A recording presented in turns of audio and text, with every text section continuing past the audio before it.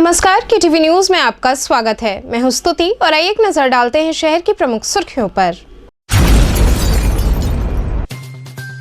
NSUI के कार्यकर्ताओं ने भाजपा सरकार पर प्रतियोगी परीक्षाओं में घोटाले का आरोप लगाते हुए किया प्रदर्शन।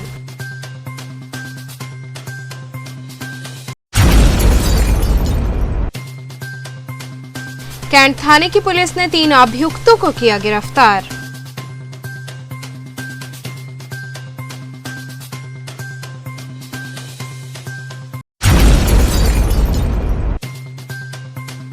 भारतीय डाक विभाग द्वारा ओलंपियन ललित उपाध्याय को किया गया सम्मानित।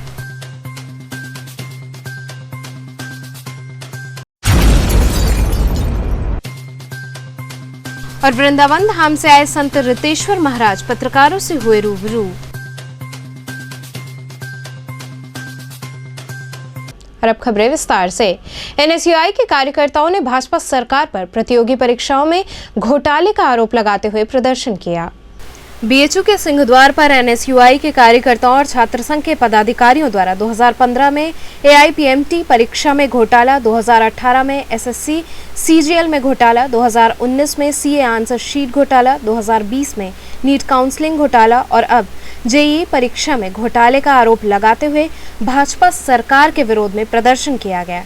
NSUI के जिलाध्यक्ष ऋषभ पांडे ने कहा कि जिस तरह भाजपा सरकार लगातार हो रही परीक्षाओं में घोटाले कर रही है और साथ ही साथ छात्रों के भविष्य को बर्बाद करने का कार्य कर रही है, इसको बर्दाश्त नहीं किया जाएगा। हम सभी NSUI के कार्यकर्ता छात्रों के समर्थन में लड़ाई लड़ने का कार्य करेंगे। हम मांग करते हैं कि जल्द से जल्द सारी परीक्षाओं में सही निर्णय लेकर छात्रों के भविष्य पर ध्यान दिया जाए। अगर सरकार ऐसा नहीं करती है तो हम सभी इससे बड़ा आंदोलन करेंगे। प्रदर्शन में प्रमुख रूप से संदीप पाल, कृष्ण मोहन शुक्ला, शिवम चौबे, आशुतोष मिश्रा, सुधीर पांडे, रजनीश तिवारी इत्यादि कार्यकर्ता शामिल रहे। जी, जिस तरीके से 2014 से भाजपा सरकार आई है, तमाम परीक्षा का फार्म निकालकर, फार्म भरवा कर, युवाओं से परीक्षा कराकर और आखिरी में पता चलता है रिजल्ट आने से पहले कि परीक्षा में किसी कारण की वजह से धांधली हो गई है, परीक्षा को निरस्त किया जा रहा है। आज उसी के छात्रों की मांग को लेकर हम लोग यहाँ धरना प्रदर्शन कर रहे हैं कि भाजपा सरकार, योगी सरकार हमें बता दे कि आप परीक्षा फार्म भरवा रहे तो परीक्षा कराकर लास्ट में घोटाला क्यों कर दे रहे हैं, जिससे युवाओं को नौकरियां और परीक्षा का पैसा भी आप हमसे लेकर अपने पास रख ले रहे हैं। तो ऐसा कार्य क्यों किया जा रहा है? ये प्रदर्शन भ्रष्ट सरकार के खिलाफ चल रही है। योगी सरकार, अभी वर्तमान में जो सरकार चल रही है, योगी सरकार, जितनी भी यहाँ पे युवाओं के लिए परीक्षाएं होती हैं या कोई भी कार्य होता है, उसमें आए दिन धांधली होती है, पकड़ी जाती है, सब कुछ पता चलता है और उस मतलब बहाली को टाल दिया जाता है, हटा दिया जाता है। योगी सरकार विज्ञापन देकर लगातार ये बात करेगी 4 लाख युवाओं को रोजगार, कोई रोजगार को युवाओं को रोजगार नहीं मिला है, कहीं कुछ भी नहीं हो रहा है। बस एक समझ जाइए कि बहानेबाजी चल रहा है, अपने आप को प्रदर्शित करने के लिए, अपने आप को आगे बढ़ाने के लिए, अपने सरकार को अच्छी दिखाने के लिए। बस ऐसा होता है कि वांट निकला हुआ है, वांट में आए दिन धांधली होती है और उसको टाल दिया जाता है कि अब वो नियुक्ति बाद में होगी। कैंट थाने की पुलिस ने 3 अभियुक्तों को गिरफ्तार कर लिया। पुलिस आयुक्त वाराणसी, अपर पुलिस आयुक्त वरुणा जोन के कुशल निर्देशन में कैंट पुलिस ने हत्या के मामले में फरार चल रहे 3 अभियुक्त राजेश कुमार, सुबोध कुमार व रमेश यादव को मुखबिर की सूचना पर कैंट ओवरब्रिज लहरतारा से गिरफ्तार करने में सफलता हासिल की। गिरफ्तार अभियुक्तों के ऊपर थाना कैंट में मुकदमा पंजीकृत था। पूछताछ में अभियुक्तों ने बताया कि उन्होंने मातंड शाही की जमीन मकान को लेकर विगत दिन गला दबाकर हत्या कर दी थी। दिनांक 16 अगस्त 2021 को बुद्ध विहार कॉलोनी निवासी अमित शाही ने कैंट थाने में FIR दर्ज कराई थी कि उनके पिता श्री मार्तंड शाही को छल कपट करके उनसे कूट रचित दस्तावेज के आधार पर फर्जी दानपत्र वसीयत तैयार कराकर उनसे प्रॉपर्टी हड़प लिया और हड़प लेने के पश्चात उसको पूरी तरह से अपने पक्ष में करने के उद्देश्य से आरोपी राजेश चौहान और निगमेंद्र सिसोदिया सहित कुल 8 लोगों के विरुद्ध उन्होंने FIR पंजीकृत कराई कि इन्होंने इनके पिता को यहाँ से कानपुर ले जाकर एक आपराधिक षड्यंत्र के तहत हत्या कर दुर्घटना का स्वरूप देने का प्रयास करते हुए वहाँ पर डेड बॉडी को फेंक दिया। इस मामले में यहाँ पर कैंट थाने में अभियोग पंजीकृत होने के बाद पुलिस कमिश्नर महोदय के निर्देश पर आधा दर्जन टीमों का गठन हुआ। सभी टीमों ने दिन रात प्रयास करके सबसे पहले आरोपी कंचन चौहान और निगवेन सिसोदिया को पकड़ा। उन दोनों से पूछताछ की गई। उन्होंने अपना अपराध में संलिप्तता स्वीकार की। उस आधार पर उनको जेल भेजा गया। इसके पश्चात आज आरोपी राजेश चौहान, सुबोध द्विवेदी और रमेश यादव, ये तीनों भी जो FIR के नामजद आरोपी हैं। और सबसे बड़ी बात यह है कि इसमें पूरे घटनाक्रम का सूत्रधार राजेश चौहान है, मुख्य आरोपी, वो भी आज पकड़ा गया है।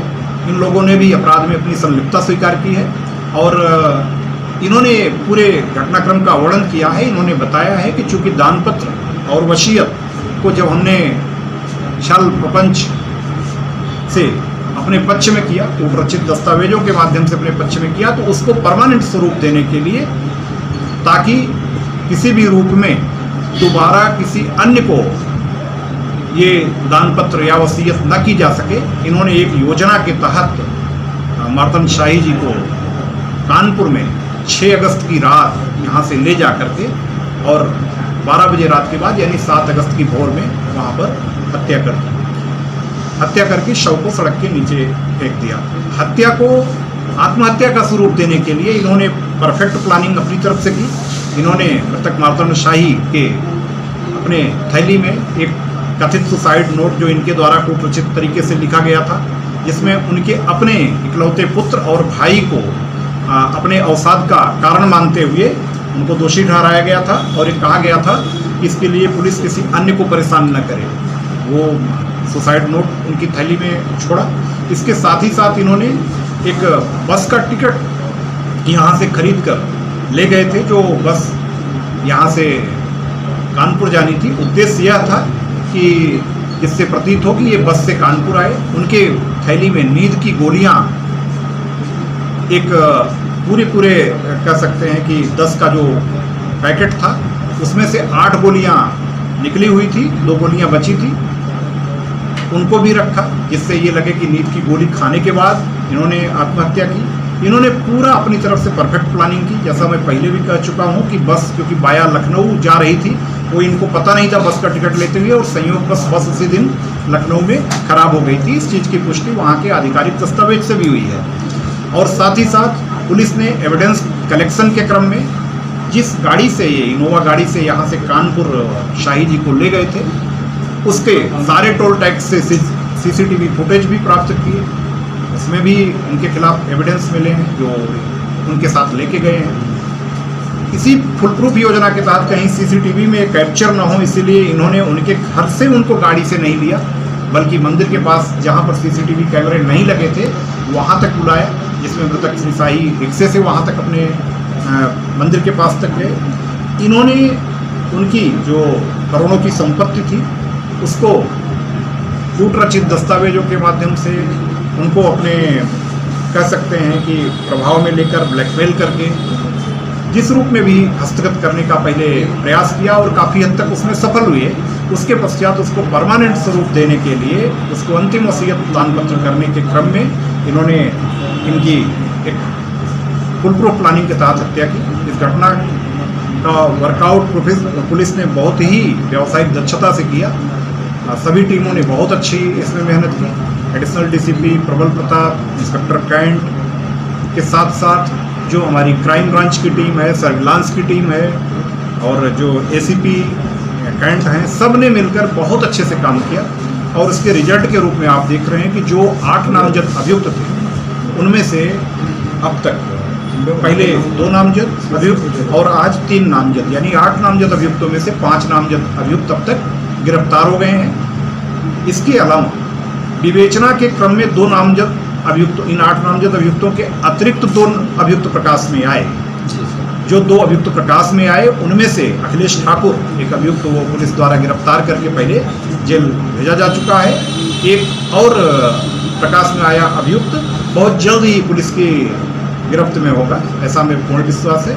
बहुत जल्द ही इस केस का पुलिस सुसंगत साक्ष्यों के आधार पर सारे फॉरेंसिक डिजिटल डॉक्यूमेंट्री एविडेंसेज के बेसिस पे आरोप पत्र न्यायालय में दाखिल करेगी और आरोपियों पर गैंगस्टर की भी कार्रवाई सुनिश्चित की जाएगी और अपराध द्वारा कारित इनकी सारी प्रॉपर्टी गैंगस्टर अधिनियम की धारा 14(1) के अंतर्गत कुर्क की जाएगी। भारतीय डाक विभाग द्वारा ओलंपियन ललित उपाध्याय को सम्मानित किया गया। भारतीय डाक विभाग की ओर से विशेषरगंज स्थित प्रधान डाकघर में सम्मान समारोह का आयोजन किया गया। इस मौके पर प्रमुख रूप से टोक्यो ओलंपिक में भारतीय हॉकी टीम का प्रतिनिधित्व करने वाले कांस्य पदक विजेता ललित उपाध्याय को सम्मानित किया गया। इनके साथ ही इनकी माता, पिता व कोच को भी सम्मानित किया गया। इस मौके पर ओलंपियन ललित उपाध्याय को अंगवस्त्रम व माई स्टैम्प भेंट कर उनका सम्मान किया गया। इस मौके पर प्रमुख रूप से postmaster general Krishna Kumar Yadav, senior postmaster Chandrashekhar Barua, प्रवर डाक अधीक्षक राजन सहित डाक विभाग के समस्त कर्मचारीगण मौजूद रहे। आज यहाँ पर कृष्ण जी बुलाया गया है एक सम्मानित व्यक्ति को, तो क्या आज किस तरह का सम्मान करें, क्या संदेश देने का प्रयास किया जा रहा है? आज हम लोगों के लिए बेहद गौरव का विषय है कि आज हम लोगों ने यहाँ पर ओलंपियन श्री ललित उपाध्याय जी को जो है इनवाइट किया हुआ है। उनके साथ में जो है मम्मी और पिताजी और उनके जो है कोच श्री परमानंद मिश्रा जी भी आए हुए हैं। और आज हम लोग जो है इनको जब सम्मानित कर रहे हैं तो यह सिर्फ जो सम्मान है एक सबसे जो बड़ी बात दर्शाता है कि जब हम बनारस की बात करते हैं तो बनारस को नॉर्मली साहित्य, कला, संस्कृत और अध्यात्म के लिए जाना जाता है। और आज के दौर में इन जैसे जो नौजवान खिलाड़ी हैं ये बता रहे हैं कि नहीं, बल्कि जो है बनारस को अब जो है खेलों के लिए भी जाना चाहिए। और राष्ट्रीय और अंतर्राष्ट्रीय स्तर पर जो उपलब्धियां मिल रही हैं उसके लिए हम लोग जो है इनका यहाँ पर जो है अभिनंदन कर रहे हैं। और अभिनंदन में इनको इनके चित्र वाली एक माई स्टैम्प हम लोग विशेष रूप से भेंट करेंगे, जिसमें जो है गंगा आरती और वाराणसी के घाट होंगे और उनके साथ इनका एक जो है खूबसूरत जो है चित्र होगा। तो अर्थात आप ये कह सकते हैं कि आज ये डाक टिकटों पर भी जो है स्थान जो है यहाँ पर जो है पा जाएंगे। और यही नहीं बल्कि इनके कोच और माँ बाप जिनका इनको यहाँ तक लाने में अहम स्थान है, उनको भी हम लोग जो है आज डाक टिकटों पर जो है माई स्टैम्प के माध्यम से स्थान दे रहे हैं। और भारतीय डाक विभाग शुरू से ही जो है खिलाड़ियों को और तमाम जो प्रतिभाशाली लोग हैं उनको जो है हमेशा से जो है प्रमोट करता रहा है। कई बार हम लोगों ने जो है इनके लोगों पर डाक टिकट भी जारी किए हुए हैं, तमाम फिलैटलिक एक्टिविटीज भी की हैं। तो आज की भी गतिविधि को हम लोग उसी क्रम में देखते हैं। और आज सिर्फ भारतीय डाक विभाग में डाक प्रशासन की तरफ से ही नहीं बल्कि हमारे जो तमाम एसोसिएशन और यूनियंस हैं, जो हमारे पोस्टमैन हैं, जो हमारे MTS हैं, जो हमारे सभी कर्मचारी हैं, वो बेहद जो है हर्षित और प्रफुल्लित हैं कि आज जो है ललित उपाध्याय जी का यहाँ पर सम्मान किया जाए। और मैं यही कहूंगा कि ललित उपाध्याय जी को सम्मानित कर करके हम सभी लोग खुद में हर्षित और सम्मानित महसूस करते हैं। ललित जी, आज सम्मान हो रहा है आपका, क्या कहना चाहेंगे? सबसे पहले तो मैं बनारस के जितने लोग हैं जिन्होंने मुझे इतना प्यार दिया उनका धन्यवाद कहूँगा। और दूसरी चीज़ मैं भारतीय डाक का तहे दिल से शुक्रिया अदा करता हूँ कि उन्होंने इस सम्मान के लायक मुझे समझा और मुझे सम्मान दे रहे हैं। विशेष रूप से मैं कृष्ण सर का जो परम आदरणीय श्री कृष्ण सर जी हैं उनके मैं विशेष ये धन्यवाद दूंगा कि उन्होंने मेरे साथ मेरे माता पिता को भी वही सम्मान दिया जो कि वो अधिकारी हैं उसके, जिससे वो मतलब उन्हें भी खुशी होती है। तो जितना मैं लोगों का धन्यवाद करूँ उतना मतलब कम है। और दूसरी बात मैं ये बोलूँगा कि अगर किसी शहर में अगर किसी प्लेयर को इस तरह का सम्मान और प्यार दिया जाता है तो नौ पीढ़ी को जो आते हैं उनको ये मतलब उनको ये प्रोत्साहित करती है कि हॉकी तो है ही बल्कि जो भी गेम खेलें जिसमें कि उनको अपनी खुशी मिले, जिससे कि वो देश का प्रदेश का नाम रोशन कर सकें। जब वो कुछ देश के लिए प्रदेश के लिए हासिल करते हैं तो ये सम्मान उनके लिए नॉर्मल होता है और इस सम्मान के हकदार होते हैं। तो बस वो मैं लोगों से भी यही बोलूँगा, बस जो भी करें दिल से करें और अपने देश के बारे में सोचें, देश के ज़्यादा से ज़्यादा मेडल लेके आएँ, अपने माँ बाप का नाम रोशन करें और जो भी उनके बड़े और बुजुर्ग हैं उनका वो मान सम्मान बढ़ाएं।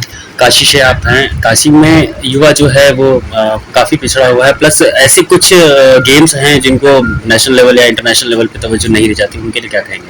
सर, गेम जिनको तजब्बुत नहीं दी जाती उसके बारे में तो नहीं बोल सकूँगा, लेकिन जो भी नव पीढ़ी है, जो भी नव युवक हैं, जो भी खेल रहे हैं यूथ हैं, उनके लिए बस ये बोलूँगा कि आप ये मत सोचिए आपके पास क्या नहीं है, आप हमेशा ये सोचिए आप क्या कर सकते हैं। हमेशा अभाव में ही प्रभाव दिखता है, तो हम भी उसी से निकले हुए हैं। अगर आप इसको एक्सक्यूज़ बनाएंगे तो फिर वो एक्सक्यूज़ ही रह जाएगा, लेकिन उससे आप अगर फाइट करेंगे, अपने आप से लड़ेंगे तो डेफिनेटली आप सक्सेस आपको मिलेगी। महादेव की नगरी है और महादेव सबको हेल्प करते आ रहे हैं, मुझे भी उसकी एक एग्जाम्पल हूँ मैं। माता पिता के साथ है सम्मान में, कैसी अनुभूति हो रही है? सब कुछ उन्हीं का दिया हुआ है और मेरे माता पिता के साथ मेरे गुरु को भी सम्मान मिल रहा है, तो इससे बड़ी खुशी की बात क्या हो सकती है। आगे क्या योजना होगी आपकी, किस तरह से नाम रोशन करना चाहेंगे? और भी जी, नाम रोशन करने तो वो बहुत दूर की बात कर रहे हैं। मैं हमेशा ये सोचता हूँ, प्रेजेंट में जीता हूँ मैं, और मैं अपने काम पे और जो भी चीज़ें मुझे मेरे मतलब मैं और मेरा जो काम है मैं उस पर फोकस करता हूँ, ईमानदारी के साथ वो कर सकूँ। बाकी परिणाम मुझे क्या मिल रहा है क्या नहीं मिल रहा मुझे फोकस नहीं करता। रही बात नाम रोशन करने की, तो देखिए वो सब माँ बाप का आशीर्वाद है और वो उसमें खुश होते हैं कि जो भी छोटी छोटी उपलब्धि भी होती है तब भी नाम होता है, बड़ा करो तब भी नाम होता है। बस खुशी इस बात की होती है कि जो भी काम करो ईमानदारी से कर सकूँ। वृंदावन धाम से आए संत रितेश्वर महाराज पत्रकारों से रूबरू हुए। श्री वृंदावन धाम के सिद्ध सनातन धर्म के प्रबल समर्थक एवं राष्ट्रवादी संत रितेश्वर महाराज वाराणसी पहुंचे। इस समस्त हिंदुस्तान में धर्म जागरण एवं जन जागरण तथा संपूर्ण विश्व में समृद्धशाली सनातन धर्म के गौरव को पुनः स्थापित करने के उद्देश्य से अपने परिजनों के साथ यात्रा निकाल रहे हैं, जिसमें वे वृंदावन से प्रभु श्री राम की नगरी अयोध्या होते हुए बाबा विश्वनाथ की नगरी काशी पहुंचे हैं। मैं मथुरा वृंदावन से आया हूँ और उत्तर प्रदेश में आने वाले समय में चुनाव भी है।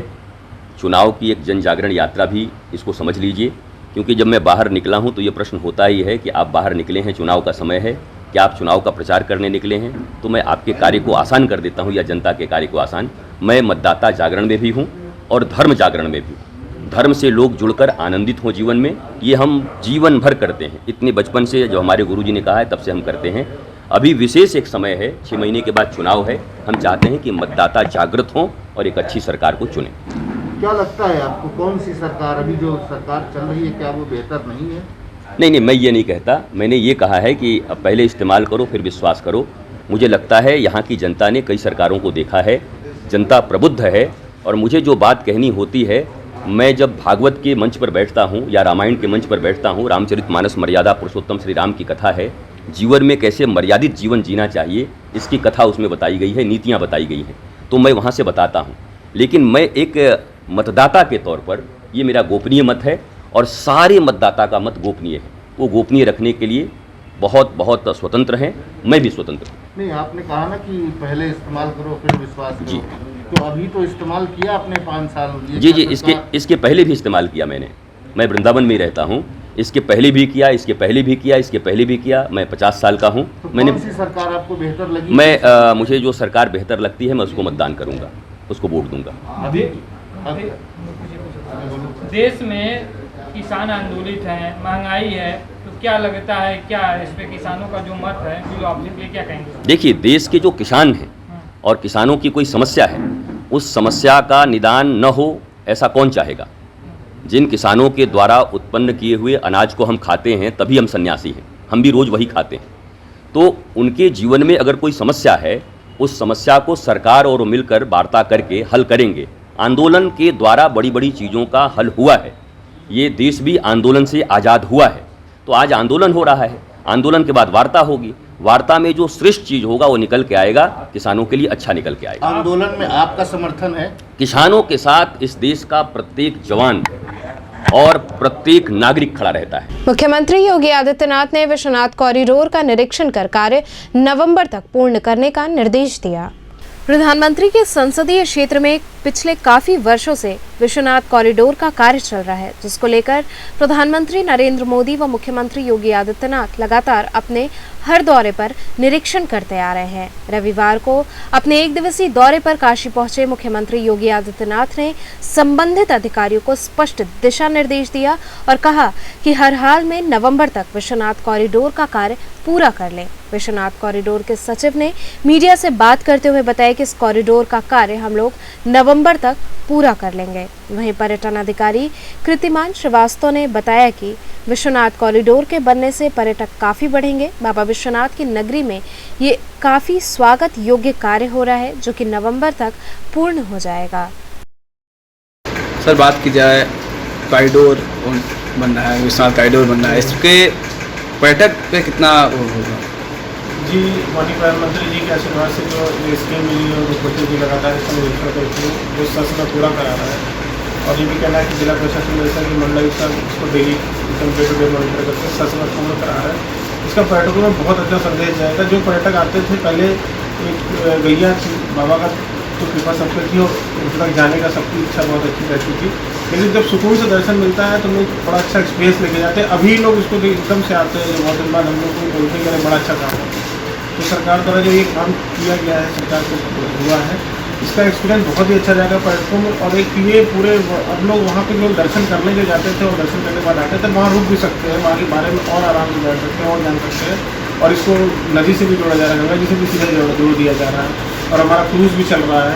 अभी हम लोग कल ही हमने क्रूज़ चुनार तक भेजा है, तो इसको हम लोग सीधे अगर कल को क्रूज़ चलने लगेगा अच्छे से, तो यहाँ से मिर्ज़ापुर तक, तो दोनों कॉरिडोर, वहाँ भी कॉरिडोर का काम शुरू होने जा रहा है, ये समाप्त होने जा रहा है, दूसरा शुरू होने जा रहा है। तो बहुत ही पूरा आध्यात्मिक माहौल है, और पूरा जो बनारस आध्यात्मिक नगरी है, धार्मिक नगरी है। यहाँ आने वाले पर्यटक इसमें एकदम रम जाएंगे और बहुत ही अच्छा एक्सपीरियंस आने वाला है इसका, जब ये बनकर तैयार होगा पूरी रूप से। तो इंटरनेशनल और नेशनल सभी तरह के टूरिस्ट लगातार इसमें आएंगे, और इसके लिए बहुत बहुत धन्यवाद करता हूँ। किस नज़रिए से देखते हैं योगी आदित्यनाथ ने कल डेडलाइन जारी कर दिया है कि नवंबर तक ये बंद? तो अभी हमने ऐसा कहा कि मंत्रिमंडल की इसको करा रहा है, शासन पूर्ण हो जाएगा, हम लोग विभागीय अधिकारियों, लेकिन ये पर्यटकों की दृष्टि से ये बहुत ही अच्छा काम हो रहा है। और जो पर्यटक आते भी हैं, जैसे हम लोग के टूर होते हैं, हम लोग यहाँ जो बाहर से टूर ऑपरेटर्स आते हैं, अभी हमने एक पर्यटन पथ कराया था, जिसे माननीय मंत्री जी ने, पर्यटन मंत्री जी ने करवाया था। स्पेशली जो टूर ऑपरेटर्स उनको ये दिखाया गया था, उनका जो एक्सपीरियंस था, उन लोगों ने ये कहा कि सर ये अद्भुत कार्य हुआ है, ये अद्भुत कार्य हुआ है, और इस अद्भुत कार्य को बड़ा सराहा गया। और भविष्य में भी जो इसको बता रहे हैं कि कनेक्टिविटी इसकी जो कर रहे हैं, बोट से कनेक्टिविटी हो जाएगी वहाँ, और रोड से बहुत अच्छी रोड कनेक्टिविटी, एक सुगम दर्शन आप देख रहे हैं हो चुका है, तो कुछ बचा नहीं है वहाँ। पर्यटक एकदम निश्चित रूप से एक ऑनलाइन बुकिंग कराएंगे, जैसा कि पहले लोग कहते थे कि हर जगह हम जाते हैं ऑनलाइन बुकिंग की सुविधा है, सारी सुविधा होती है, हम लोग यहाँ आते लाइन लगाना पड़ता है, दिक्कत होती है। यहाँ पे सब कुछ एकदम हाईटेक और पूरा आध्यात्मिक माहौल। तो ये एक पर्यटक एक बनारस नागरिक होने के नाते, एक अधिकारी के नाते हर तरह से बड़ा हुआ, इसके लिए किसको कितना सालों दिया जाता है। सर बात की जाए विश्वनाथ मंदिर कई महीनों से बन रहा है, कई सालों से।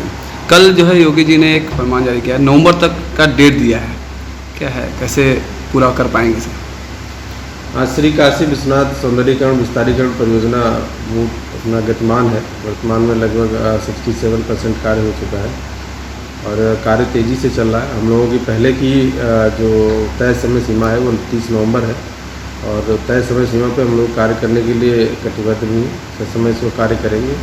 जो भी कार्यस्थल पर बाधाएं आ रही थी, समस्याएं आ रही थी, उनका हम लोगों ने निराकरण करा दिया है।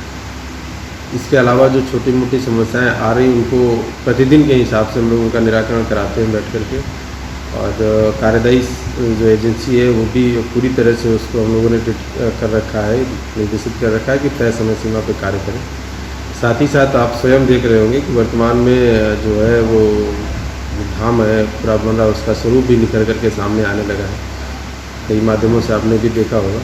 तो लगभग सभी हमारे जितने भवन हैं सब पे कार्य चल रहा है और तेज़ी से कार्य चल रहा है, तय समय सीमा पर पूर्ण करेंगे इसको। सर बात की जाए नवंबर तक का डेट दिया गया है, तो क्या कोई और भी संस्थाओं को या किसी और भी लोगों को इसमें इन्वॉल्व करेंगे? बिल्कुल नहीं, हमारा पहले से ही नवंबर तय है। पहले से ही जब ये प्रोजेक्ट शुरू हुआ था तभी इसकी पहले सितंबर थी, फिर बढ़ा कर कोविड की वजह से नवंबर हो गई और ये नवंबर अंतिम है। और इसमें इन्हीं संसाधनों से हमारे जो कार्यदायी एजेंसी है वो पूरी तरह से कटिबद्ध है, सब लोग मिलकर के उस तय समय को पूर्ण करेंगे इस कार्य को। बीएचयू के एमटीएस कर्मियों ने सिंहद्वार बंद कर धरना प्रदर्शन किया। काशी हिंदू विश्वविद्यालय के एमटीएस कर्मचारियों ने सिंहद्वार बंद कर धरना प्रदर्शन किया। इस दौरान राकेश कुमार पांडे ने बताया कि वो अपने ससुर को दिखाने के लिए बीएचयू के गैस्ट्रोलॉजी विभाग में आए थे, जहां कुछ छात्र आए और मारपीट की और सोने की चेन भी छीन ली। उनका कहना था कि ऐसी घटनाएं आए दिन हो रही हैं, जिससे क्षुब्ध होकर हम सभी कर्मचारी प्रदर्शन कर रहे हैं। वहीं प्रदर्शन की जानकारी होते ही मौके पर लंका थाने की पुलिस पहुंच गई और कर्मचारियों को समझाने बुझाने का प्रयास किया। राकेश जी, क्या मामला है? मामला ये है कि हमारे ससुर जी आए थे, हमको गैस्ट्रोलॉजी में दिखाने गए थे। वहाँ पे कुछ अवेयर कह के 4-5 छात्र थे जो कि हमारे भाई साहब को ऐसे धक्का मारे हैं। सब मारने के बाद हाथापाई हुआ है। फिर वो सब कुछ छात्रों को बुला के लेके आए हैं, जो कि वो सब पिस्टल सटाए हैं, चैन खींचे हैं, और ये सब आए दिन हो रहा है बेचुआ हॉस्पिटल में, लेकिन प्रशासन इस पर कोई कार्रवाई नहीं कर रही है। अरे पुलिस प्रशासन को करनी चाहिए। ये सब अवैध टाइप के रह रहे हैं छात्रावास में, जो कि यहाँ के स्टाफ नहीं है, जो कि यहाँ के स्टूडेंट नहीं है, फर्जीगिरी करके ये छात्रावास में रहते हैं और कोई इस पर कार्रवाई नहीं होती है। और इस पे मेरा एक भाई यहाँ पे मरा हुआ है, जिसका नाम गौरव सिंह बग्गा था। यही सब देन था कि वो अगला यहाँ पे मरा। आज हम होंगे, कल वो होगा, कल कोई भी हो सकता है यहाँ पे। ये प्रशासन इन लोग को नहीं हटाएगी, यहाँ से निलंबित नहीं करेगी, हम लोग यहाँ से नहीं हटेंगे। यहाँ से हटाना है हम लोग को, ठीक है। हमारे परिजनों को धक्का मारा गया, हमारे भाई को ऊपर हाथ उठाया गया है, बहुत कुछ हुआ हम लोग के साथ। यहाँ रुकेंगे एक छोटे से ब्रेक के लिए, आप बने रहिए KTV के साथ।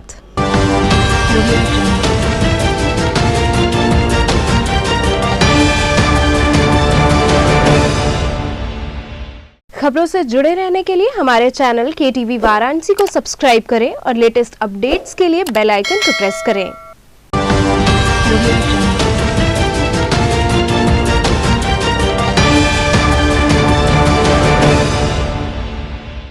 ब्रेक के बाद आपका स्वागत है। अखिल भारत हिंदू महासभा द्वारा संगोष्ठी आयोजित की गई।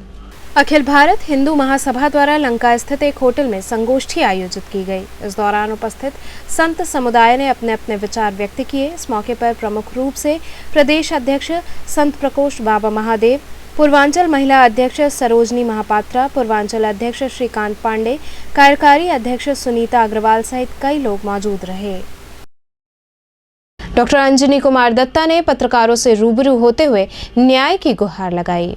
विगत दिनों डॉक्टर सपना दत्ता की हुई हत्या के संदर्भ में उनके पति डॉक्टर अंजनी कुमार दत्ता पत्रकारों से रूबरू हुए। उन्होंने कहा कि उनकी पत्नी की हत्या के आरोपी खुलेआम घूम रहे हैं, पुलिस कार्रवाई में लीपापोती कर रही है। मेरी पत्नी की हत्या मेरे भाइयों ने कर दी, मेरी 2 पुत्री हैं और अब मेरी जान को खतरा है। उन्होंने इस बाबत न्याय की गुहार लगाई है कि मैंने अपनी FIR में और डॉक्टर सपना ने अपने लेटर्स में अमित कुमार दत्ता, आशीष कुमार दत्ता, अनिल कुमार दत्ता सबको क्लियरली मेंशन किया था कि ये हमारे लिए खतरा है। पुलिस ने 302 के केस में, जबकि FIR में अमित कुमार दत्ता, आशीष कुमार दत्ता और अनिल कुमार दत्ता सबका नाम मेंशन है, सिर्फ अनिल कुमार दत्ता और अमित कुमार दत्ता के नौकर को अरेस्ट करती है और अमित कुमार दत्ता और आशीष कुमार दत्ता को एकदम क्लियरली छोड़ देती है कि इनके खिलाफ कोई केस नहीं बनता। मेरी वाइफ 15 मई से इनके खिलाफ कंप्लेंट करती आ रही है, मैं और मेरी वाइफ। 19 जुलाई को ये मेरे ऊपर अटैक करते हैं। पुलिस ने उसकी FIR तक नोट नहीं की आज तक। वो कोर्ट से 156(3) में कहते गया है FIR नोट करने के लिए। पुलिस ने आज तक 19 तारीख की मारपीट की मेरी घटना का नहीं किया। अब पुलिस जो चार्जशीट कोर्ट में दाखिल करती है उसमें 19 तारीख की घटना का उसने मेरे बयान में से मेरा बयान उसमें जो दिया है, मैंने अपने बयान में 19 जुलाई की घटना का पूरा ब्यौरा दिया है। उसका बयान की कॉपी मैंने यहाँ पे आपको जो कॉपी दी उसमें मेरी अटैच्ड है। और पुलिस जो कोर्ट में बयान दाखिल कर रही है उसमें 19 जुलाई की घटना का कोई उल्लेख ही नहीं है। अगर वो उल्लेख करते तो अमित कुमार दत्ता, आशीष कुमार दत्ता के ऊपर मामला बनता। हाँ, उस मामले को ना बनाने के लिए इन्होंने उस बयान से उस पोर्शन को ही हटा दिया। आप कहना क्या चाह रहे हैं कि पुलिस उनका सपोर्ट? जी हाँ, एक पक्षिक सपोर्ट है ये, वन साइडेड। मैं एकदम क्लियर बता रहा हूँ, वन साइडेड सपोर्ट है ये। सर किस तरीके से पुलिस अब ये तो वही बता सकते हैं जब मेरी वाइफ, ये देखिए 302 का केस है, मर्डर 302 में है। मेरी वाइफ एक MBBS MD डॉक्टर थी, मामूली नहीं थी वो। हाँ, और उसके बाद उसका पहले से 15 मई से वो कंप्लेन करती आ रही है, उसके बाद उसका ब्रूटल मर्डर होता है। आप इसकी जो है कहते हैं, ये देखिए कॉपी की, जो इसकी कॉपी है ये देखिए आप, एक मिनट छोड़िएगा, ये ओरिजिनल रहेगा। ये पोस्टमार्टम की रिपोर्ट है। सर के ऊपर चोटें हैं, छाती के ऊपर जो छुरा मारा गया है, टोटल 16 चोटें हैं। ये पोस्टमार्टम की रिपोर्ट है। सर के ऊपर हथौड़ी से मारा गया है, दोनों छातियों पे छुरा भोंका गया है। तो उच्च अधिकारियों को आपने सब मेंशन किया, मैंने कमिश्नर तक को मेंशन किया, पर कोई कार्रवाई नहीं हुई। उसके बाद पुलिस चार्जशीट में जो मेरा बयान है, जिसमें मैंने इनको बनाया है कि क्लियरली 19 तारीख की घटना का उल्लेख भी किया है, वो अपने बयान, अपने जो पुलिस कोर्ट में बयान पेश कर रही है चार्जशीट में, उसमें 19 तारीख की घटना का सीधे सीधे उन्होंने हटा दिया। इसमें सारी चीजें मैंने दी है, मैं अपना बयान भी दिया, पुलिस ने जो कोर्ट में पेश किया है उसकी भी कॉपी लगाई है। अब आप क्या चाहते हैं? मैं चाहता हूँ कि कहते हैं ये जो पुलिस का जो है MBBS MD डॉक्टर के मर्डर में ये पुलिस का रवैया है, ये PM मोदी का संसदीय क्षेत्र है और योगी आदित्यनाथ जी जो हैं महिला सुरक्षा के लिए काफ़ी चिंतित समझ में आते हैं। उसके बाद इतने सारे सबूत होने के बाद भी अमित कुमार दत्ता, आशीष कुमार दत्ता खुलेआम घूम रहे हैं। इसका क्या मतलब है? क्या पैसा और रसूख कहते हैं आदमी की जान से ज़्यादा बड़ा हो गया? जिला मुख्यालय गेट पर बने अवैध पार्किंग स्टैंड से जाम की स्थिति उत्पन्न हो जाती है। प्रधानमंत्री के संसदीय क्षेत्र में जाम लगना एक आम बात हो गई है। शहर के लगभग हर क्षेत्र में आए दिन भीषण जाम से लोग जूझते हैं। वहीं जिला मुख्यालय गेट पर साइकिल स्टैंड और मोटरसाइकिल स्टैंड अवैध रूप से बना दिया गया है। जिला मुख्यालय जहां पर जिलाधिकारी के कार्यालय के साथ ही कई बड़े अधिकारियों के कार्यालय हैं, ऐसे में यहां बेतरतीब तरीके से खड़ी गाड़ियों से जाम की स्थिति उत्पन्न हो जाती है। ऑल इंडिया कल्चरल काउंसिल द्वारा आयोजित राष्ट्रीय अधिवेशन का समापन हुआ। पराड़कर स्मृति भवन में ऑल इंडिया कल्चरल काउंसिल द्वारा आयोजित 2 दिवसीय राष्ट्रीय अधिवेशन का समापन हुआ। इस अधिवेशन में काउंसिल के राष्ट्रीय अध्यक्ष ने आम सहमति से राष्ट्रीय पदाधिकारियों का चुनाव कर उनकी घोषणा की, जिसमें राष्ट्रीय उपाध्यक्ष कुमार बलवंत, रामू तामहार राष्ट्रीय महासचिव, संजय भारद्वाज राष्ट्रीय महासचिव, प्रतिमा सिन्हा राष्ट्रीय सचिव समेत 18 लोग चुने गए। इस मौके पर अशोक, आनंद कुमार, विजय सहित अन्य लोग उपस्थित रहे।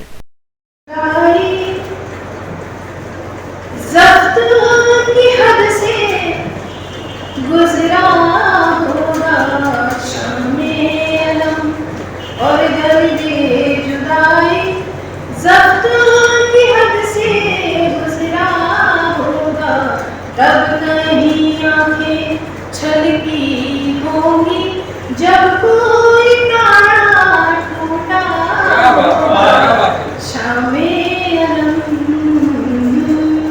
पराड़कर स्मृति भवन में प्रहलाद दास पत्रकारों से मुखातिब हुए। पत्रकारों से मुखातिब होते हुए प्रहलाद दास ने बताया कि वो 6 वर्ष से कबीरचौरा मठ में रहते हैं। मठ के विवेक दास द्वारा उन पर गलत आरोप लगाया गया है कि मैंने उनके साथ मारपीट की है। उन्होंने बताया कि विवेक दास को उन्होंने उनके मनमाने रवैये के लिए टोका था, जिस पर उन्होंने मेरे साथ मारपीट की। इस संदर्भ में मैंने प्रार्थना पत्र भी दिया था, लेकिन इस पर कोई सुनवाई नहीं हुई। इसलिए बुलाया है कि मेरी कहीं सुनवाई नहीं हुई। 6/8/31 को दरखास्त दिया, उस पर कोई कार्रवाई नहीं हुई। फिर 16/8 को दिए दरखास्त, 14/8 को दिए थे, 14/8 की घटना में 16/8 को दिए थे, उस पर कोई कार्रवाई नहीं हुई। उसके बाद मेरे ऊपर इल्ज़ाम लगाया गया 26 तारीख को कि हमने मार करके सर फोड़ दिया, उनका हाथ तोड़ दिया। इल्जाम मेरे ऊपर लगा करके सुबह 8:30 से रात को 7 बजे एक सुलहनामे पर उनसे दस्तखत करा लिया गया। मेरे सर पे जेल में तो चलते चलते पुनः एक नजर डालते हैं शहर की प्रमुख सुर्खियों पर। एनएसयूआई के कार्यकर्ताओं ने भाजपा सरकार पर प्रतियोगी परीक्षाओं में घोटाले का आरोप लगाते हुए किया प्रदर्शन।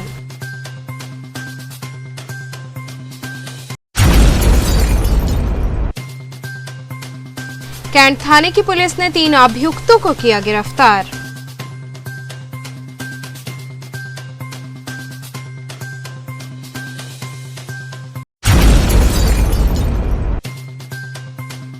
भारतीय डाक विभाग द्वारा ओलंपियन ललित उपाध्याय को किया गया सम्मानित।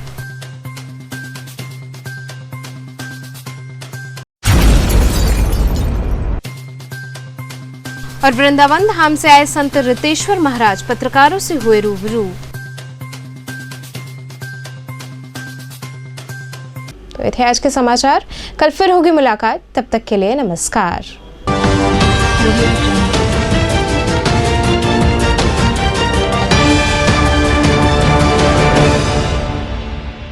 खबरों से जुड़े रहने के लिए हमारे चैनल KTV वाराणसी को सब्सक्राइब करें और लेटेस्ट अपडेट्स के लिए बेल आइकन को प्रेस करें।